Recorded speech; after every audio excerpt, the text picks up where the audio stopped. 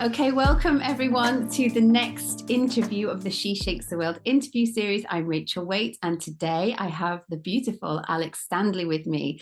Alex is a personal stylist, and whenever Alex turns up, I'm always amazed by, first of all, what she's wearing, because I think she always looks so on point and fabulous. I was like, oh, I better make an effort today. And then, but what I love about Alex is she's got a really special story. She's going to share her journey with you that I really hope is going to inspire you. If you're feeling a bit lost, if you're feeling a bit confused, if you're feeling a bit like you've lost a bit of confidence in who you are, then Alex is really going to help you with that today. And she really helps her clients, and she really is here to help women really step into their own fearless confidence. Because when we're feeling confident, I feel, and when we're sort of looking how we want to look, we can I feel like we can show up more, and we can share more of who we are with a bit more sort of sense of confidence, and actually then also in turn have this really positive impact in the world. And I know positive impact, and I'm going to let you speak in a minute, Alex, don't worry. I know positive impact is a really important as part of what part of like your mission as well, and that there's two sides to that positive impact. There's the women who turn up and share their positive impact with the world, but you're also very mindful, because you're a personal stylist, because you're into sort of obviously fashion, that is done in an ethical way, and so we can ethically have a positive impact in the world in how we show up and how we dress as well. So welcome. Just please introduce yourself and just say a little bit more about who you are, what you do, and then we're going to go into your story, and then we're going to take the interview from there. Yeah, sure. Thank you so much for having me, Rachel. It's so nice to be here. So I'm Alex, and my business is called Lux Leopard Lifestyle, which is a bit of a mouthful. And my background is all in the fashion industry. So I worked as a fashion buyer for 15 years for the likes of Marks and Spencer and Amazon. And I kind of the catalyst for my business was having my daughter. So when I was on maternity leave, I had always wanted to have my own business. Actually, it was kind of a long-term ambition, and it felt like the right time to do that. So I set up as a personal stylist. So for the last 4 years, I've been helping women to reignite their confidence through their style. And as Rachel mentioned, I'm really passionate about not only helping you to create your own positive impact in the world and how you show up, but also a positive impact in terms of your impact on people and planet. So sustainability is really at the core and at the heart of my purpose and my business as well. So I think that's brilliant that you can bring those two things together, because I think we see a lot of, and I don't know why I'm just going down this route right now, and you probably see it as well, we see a lot of wastage, and yeah. and I think the more we can really think about that in terms of how we buy, what we shop, and where we shop, and is super important. Definitely. And I think it's all about having that more conscious mindset with everything.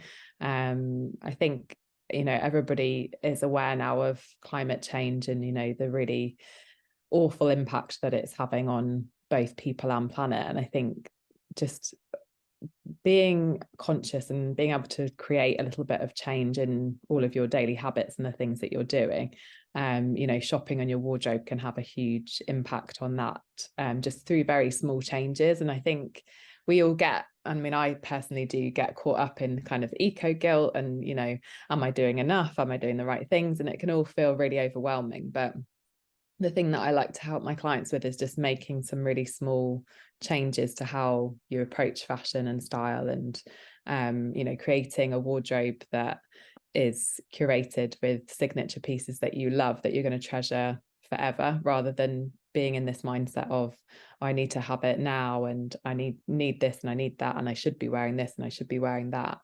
I really see my role as trying to drown out the noise of the world, and just helping women to reconnect with themselves, and, asking yourself, what is it that you love? Like, what are the things that light you up, and what makes you feel confident in yourself? And getting to the heart of that actually in itself creates much more conscious habits when it comes to shopping and your wardrobe as well. Yeah, I actually, as you were saying that, I could really feel what you were saying with that as well. Mm. Because I think sometimes we, as individuals, I don't know if you agree, we feel like, well, what difference am I making? Like, Yeah. what is even the point?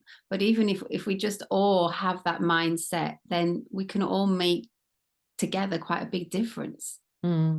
Definitely. And I think, I definitely still have days where, I'm doing research a lot on sustainability and the impact of the fashion industry. And I've obviously seen it in my career as well. But what I sometimes have those days where I'm like, oh my goodness, like, can feel a little bit like the whole world's on your shoulders and the whole world's gonna end. But I think it's just taking those baby steps and realizing that, you're one individual, and you can make very small changes that collectively will make a big difference.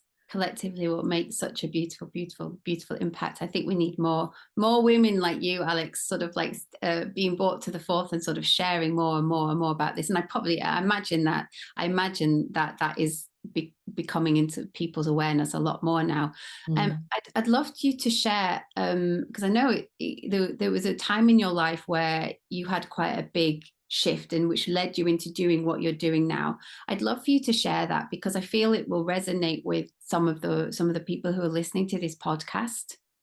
Yeah, definitely. So the biggest shift for me was having my daughter. So 2019, I guess similar to, as you said, to what a lot of women go through, I just felt like I had completely lost my sense of self, and had almost like what I'd say was a crisis of identity in terms of becoming a new mum and reevaluating everything, and what's important to me now, what are my priorities, but also I don't want to lose this woman that I was before. And very much felt like I had lost my confidence, because partly because of the changes that you go through on becoming a new mum, and your body shape changes, and you don't quite recognize perhaps who you are anymore. But also I just really started to question what was important to me, and ultimately the world that I wanted to leave behind for my daughter. And I had some very questionable shopping habits, from a whole career dedicated to fashion. In my career I got to do a lot of inspirational shopping, and I got to travel the world and go to New York and Hong Kong and Paris and things like this, and was always shopping all the time. And I really started to question that and to think about, this isn't how I want to live my life anymore. I want to really be a lot more mindful and be a lot more conscious, because I ultimately want to leave behind a better world for my daughter. So I kind of went through a process of reconnecting to myself, trying to understand who I was now, in this new era, as a mum. And How I did you think do that? so.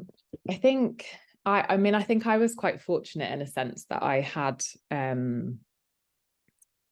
picked up a lot of tools kind of throughout my career, in understanding, what works for different body shapes, and finding the confidence through my style, which is why I talk a lot about reigniting your confidence through your style, because I do see it as such a powerful tool, to enable you to reignite your confidence.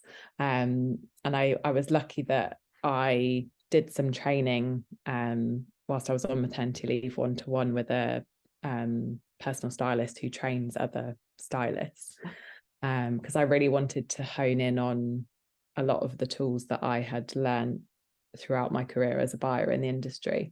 So I think that really helped me, because I did color analysis and all of the other, body shape and all the other tools that stylists use. I kind of did that on myself. So I was kind of my own client, if you like. And really reconnected with what my personality was, what my style personality was as well, and kind of the things that I loved. Reevaluated sort of my whole wardrobe. Just had this really therapeutic cleanse of everything that was in my wardrobe, because I think one of the problems and one of the things that can really harm our self-esteem is holding on to things that no longer serve us. It's almost like this, you almost use that every day you look in your wardrobe and you're kind of beating yourself up with, oh, that doesn't fit me anymore, oh, I wish I could still wear that. And I come across so many women who have all these pieces in their wardrobe that they're either still new with the tags, or they're from previous, when they something used to fit them. And a lot of women see it as like, oh, that's my inspiration, that's my diet inspiration, is what I'm often told. But actually it can have the opposite effect, like a really negative impact on how you're feeling. So it then just sits there and it reminds you and I feel like if you were just able to sort of let that go, that then could create, it must be, sounds really, no, we do very different things. Like I'm a healer and you're a personal stylist, but actually what you do, I imagine, is so healing in many ways, because women are, you help them, if I get this correctly, you help them sort of unpeel quite a lot of their layers that they are hiding behind. And when they, is that right? Yeah, definitely. I think there's a lot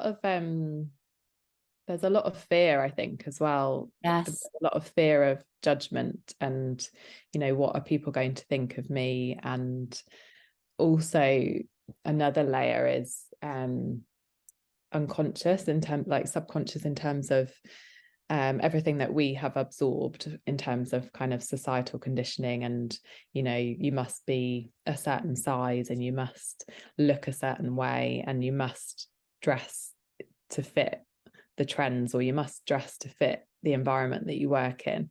And there's so many, as women, we absorb all these messages, and then we feel like we have to conform to all of this. And that in itself can just be so overwhelming, because you lose who you are, and you lose that sense of self, because you're trying to conform or to appeal to what everybody's told you that you need to. That is so true. And actually it can feel extremely overwhelming. And then you just go back to, well, so I'm talking about me now, I just go back to what's comfortable. And I'll just get out the comfy clothes, because it's comfy. But it can also feel like quite heavy, because I'm like, I'm putting the same comfy trousers, the same comfy jumper. Although it's comforting, it's not like inspiring me in any way. No.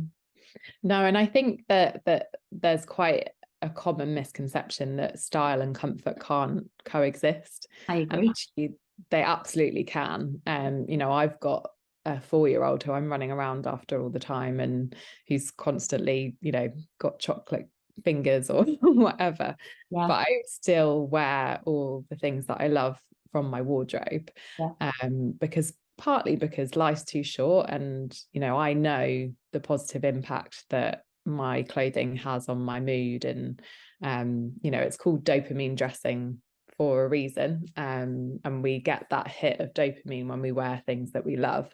And I think, again, there's a common misconception with dopamine dressing that you have to wear these bold, bright pieces, but actually it's not to do with that. It's to do with what you love.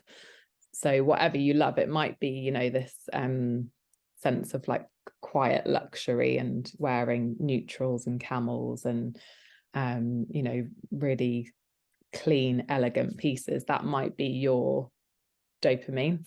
It's going to be completely individual for each person, because you're an individual in yourself, and you've got your own sense of style and your own sense of personality. And what would you say to someone who's listening? I'm just feeling that might be some people listening right now, and they're just like,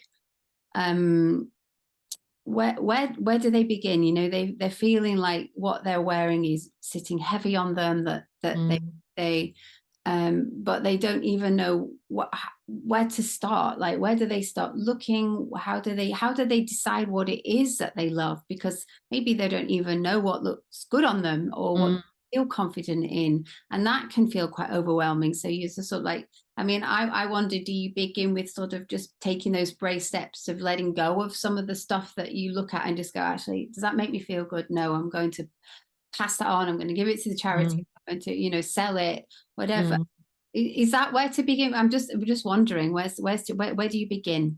Yeah, definitely. I would always start with your own wardrobe, because you can figure out a lot of the puzzle pieces from your wardrobe. So a couple of really simple tips that I quite often share with my audience are to put all of your clothing into your wardrobe with the hangers facing in one direction, and then each time you wear something, turn the hanger around in the opposite direction, so you can see exactly what you're actually wearing from your wardrobe, because most women only wear 20% of their wardrobe 80% of the time. And then you can really start to pick apart those pieces and really start to understand, why am I drawn to those pieces? Like, is it because it's comfortable? Is it because I love the color?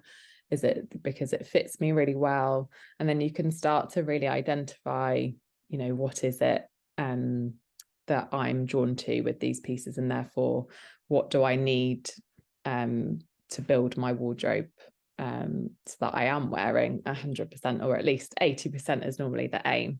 Yes. Okay. And then you can kind of go from there. So then the next thing to do is, like you said, to kind of clear through, look at the 80% that you're not wearing potentially, and really drill down as to, am I not wearing that because the thought in my mind is it's not comfortable, or it doesn't fit me anymore, or I'm not brave enough to wear that on a day-to-day basis? Yes. And just understand what's behind the choices. Okay. You got me thinking. I'm gonna have you straight in my wardrobe after this, going, what do I? You really got me thinking. Yeah. And then in terms of, so you do that, which is great. And then in terms of, okay, how do they begin then deciding what to wear? Like, that can also fit. I mean, the thing that really helped me, and obviously they can come to you. I imagine you've got a program they can follow, they can come to you personally, or you've got, I know you ran recently a group, sort of like a group 5-day challenge as well, that people I imagine come to, that obviously they can come to you.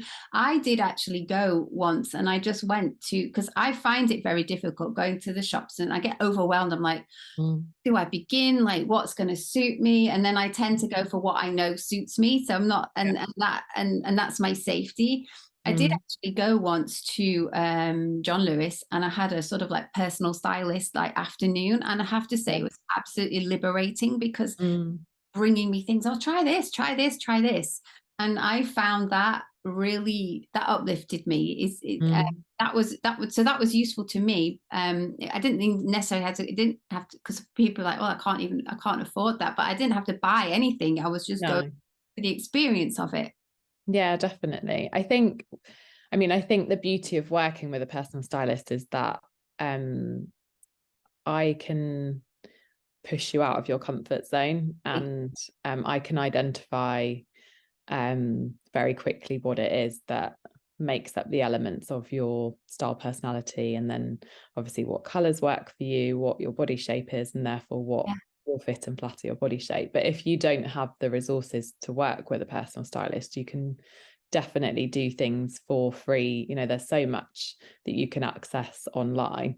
And I always recommend starting with Pinterest, because it's such a brilliant visual tool, and you can create your own folder, and then you can start to just explore and have a bit of fun with it, and just see, save images of things that you like. And then once you've got your folder together, again, in a similar way as I was describing with the wardrobe, looking at those images and thinking, what was it that I was drawn to about that image? Was it the mix of kind of smart casual? Was it the kind of feminine details? Was it the colors? And really start to pick that apart and identify the things that you love. And then you can if you are going out shopping or that kind of thing, you can start to identify, you know, these are the things that will bring me joy in my wardrobe, and therefore these are the things that are going to give me confidence when I'm getting dressed in the morning. Yeah. And you can also like you said, because I know you do some thrift shopping as well, don't you? You can Yeah. also, you can pick these things up. And this is what I a lot often say to people, when you're in that, when you start looking for things, if you like, you've got the Pinterest board and you've got the colors that you like, when you start looking for things, they'll suddenly just sort of like appear, like you'll be in a, you'll be about, that's what I've been looking for, and that's what I've been looking for, and it'll just sort of like, and so that, I mean, that's how, what I often say to people is as well, you know, start looking for it and you'll find it, or start imagining it and seeing it. Suddenly something will come into your world, or you'll have a conversation, or you'll meet a personal stylist, you know, and you'll just get taken on that route. And the other thing that I'm just wondering is how, you know, how to give women the confidence to just go, yeah, I'm just going to wear this and I don't care what people think, this makes me feel good, and I don't, it doesn't matter that no one else is wearing it or no one else looks like me. What do you say to your clients when they're in that point?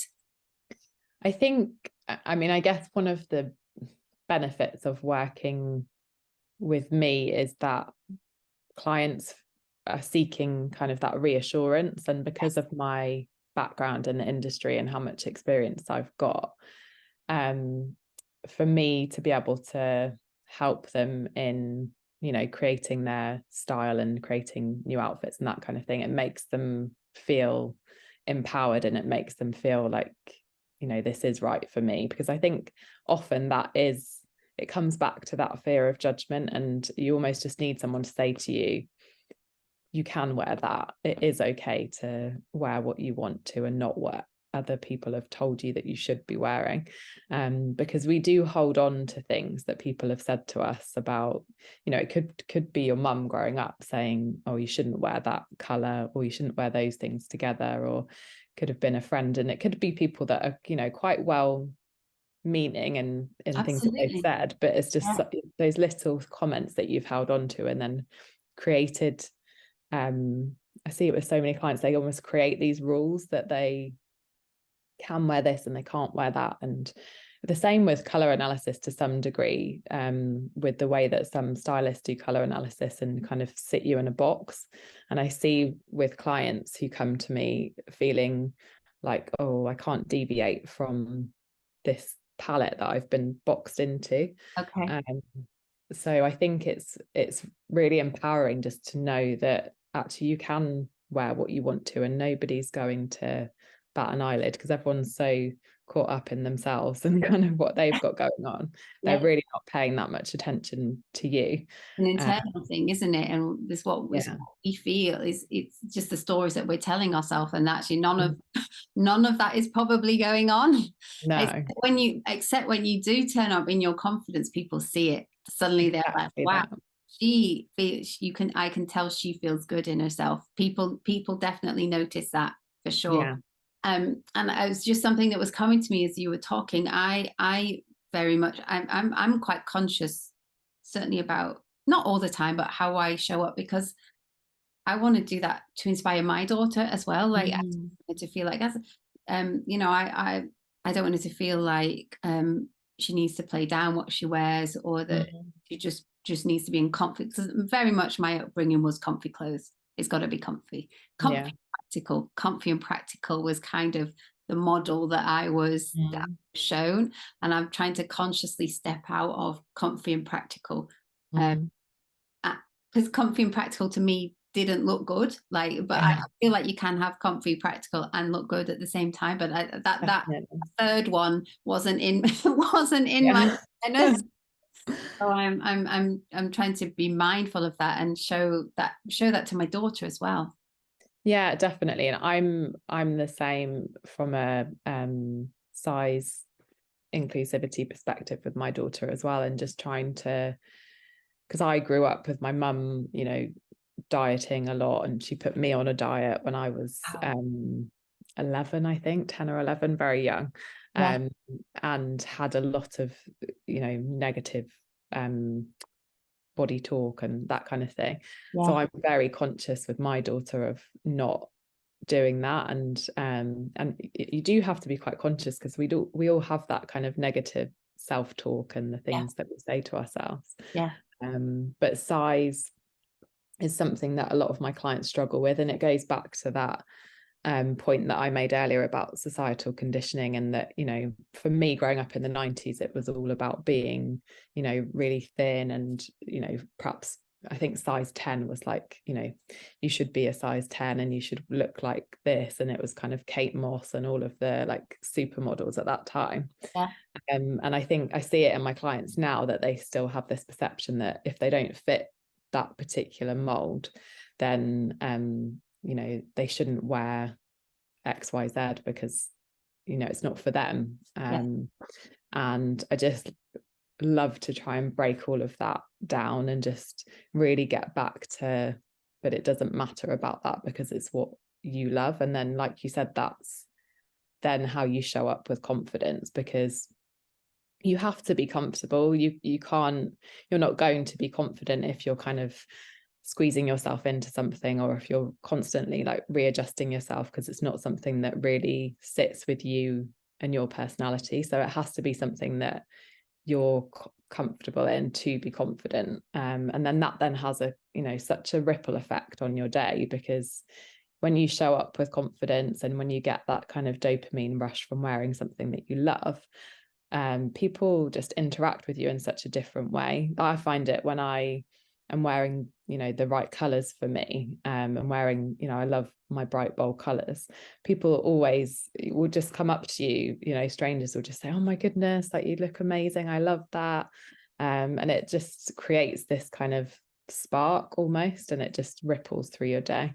That's just what I feel. I'm just feeling how this has been really interesting and really inspiring. And what I feel like is, and hopefully this is going to give permission to people to go, actually, because when you show up as you show up, Alex, you know, in your confidence, in your color, just you have no idea what effect that's going to have on people's day as they pass you in the street and they see you giving yourself permission to just be comfortable in who you are in your clothes. It's going to make them go, actually, yeah, I want to do that.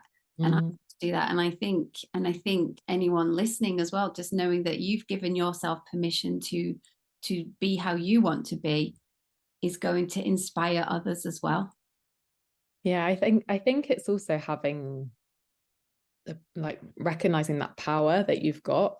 You know, I think we can often feel like we don't have control over a lot of things that go on in our lives, but you have got the power to create your day. And you know, if you're wearing things that don't make you feel good, that can have a really negative impact on how you're feeling about yourself and how you show up.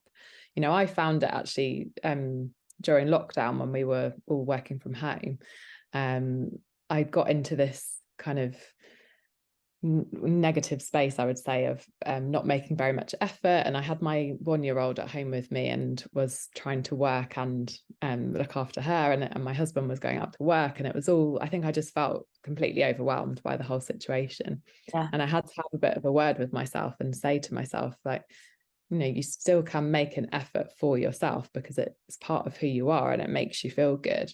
And as soon as I started to do that, and I started to get my dresses out that I loved, that had just been sat in my wardrobe, and I would wear them just, you know, to go to Sainsbury's, because we weren't doing anything else at the time.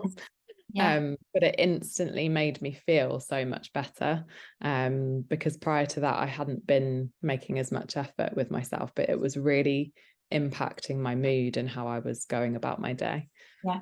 And I hope people listening to this have taken what from this interview, that permission to go, actually, to take care of yourselves, to actually allow yourselves to don't sort of like just get dressed up because you're going to a meeting, or because you're someone, or because you feel like you need to put that effort in. You know, take that care for yourself, because it can really sort of change how you feel and how you show up and how your day goes, and your internal confidence as well. And it doesn't mean that we have to spend hours, because some women might be like, oh my god, but I haven't got time to do that. No, I totally get that. You know, it's a matter of minutes, really. I would imagine, to be able to just make that slight effort into being mindful about what you're wearing and how you feel. Mm. What was I going to say? I was going to ask if women are like, okay, Alex, I need to how do they get in touch with you if they're like, actually, I really need some help with this and I'm struggling with this? How can they get in touch with you, and how can they follow you, and what do you offer that might just be the thing that they can actually just, start this journey of change? So I've got an amazing private community on Facebook, which I love, and where I share a lot of style tips, and I talk a lot about sustainability, but it's also a really lovely kind of supportive community of women, and women share a lot about their style journeys in there and kind of support each other, which is really nice. So that's a good place to start. But I also offer free style consultations as well, which you can book on my website. So if you're looking for, more individual one-to-one advice, then that's a good way to start as well. Fantastic. And I will share all of that. Obviously, I will share all of that. So I'm just going to end this interview by just asking, okay, so what is the if someone's listening right now, what is the one thing that you can instill in them? I know we've probably shared it already, just to give them that confidence to go, actually, yes, I'm going to be more mindful about how I'm showing up and what I'm wearing, and I'm going to find that confidence within myself to do something about it. I think just take those small steps to reconnect with yourself, and because we're all so busy and we've got such busy lives, and especially if you're a mum as well, you probably put yourself to the bottom of the priority list, but just take, even if it's 10 minutes out of your day, and see it as like a little piece of self-care for your day, just to get inspired and get excited about your style, and whatever platform you use, whether it's Pinterest or whether it's saving some images on Instagram, and start to get excited and start to build out what your style vision is. We did this in my Facebook group a couple of weeks ago, and it was amazing to see everyone getting so excited and getting so lit up about their style. And there was one woman in particular who said, I'd really lost my style mojo and just in my gym gear all the time, and this has just got me out of that rut. So that can be a really powerful starting point, I think, to really, it's almost like creating a vision board, and it doesn't need to take very much time. No, I like that. And if and because I was just feeling that there might be some women who just think, do I deserve that? I haven't got the time to do that. But actually you do. You absolutely do. And it can really, just those small things can really make a difference in your life, but also like in your family's life, and it can have quite a positive ripple effect in many different ways. Alex, thank you so much for sharing all of that wisdom. I know this is going to be well received by quite a few people who listen to this. I will share all your information so people can get in touch with you, and it's been a real pleasure. Thank you. Thanks so much for having me. You're welcome. I really hope you've been inspired by the guests that I have brought to you. And if you are motivated in any way to do some deeper work on yourself, and you are curious to know how I could potentially support you overcome all the things that are holding you back so that you can fully step into your power, your gifts, and shape the world in the way that you are meant to, please head over to my website, rachelwaite.com. You will find the link also in the episode notes. And if you head over there, you will find some free meditations. You will find out information about my group program. You will find out how I could potentially work privately with you to really do some deep work for you. Like I said, head over to rachelwaite.com. The link is also in the episode notes. And I truly hope that I see you hopping on a call with me, or that you are able to download one of those meditations, or that you simply come back and listen to another episode of the She Shakes the World series. So many opportunities are open to you. Thank you once again, and you take care.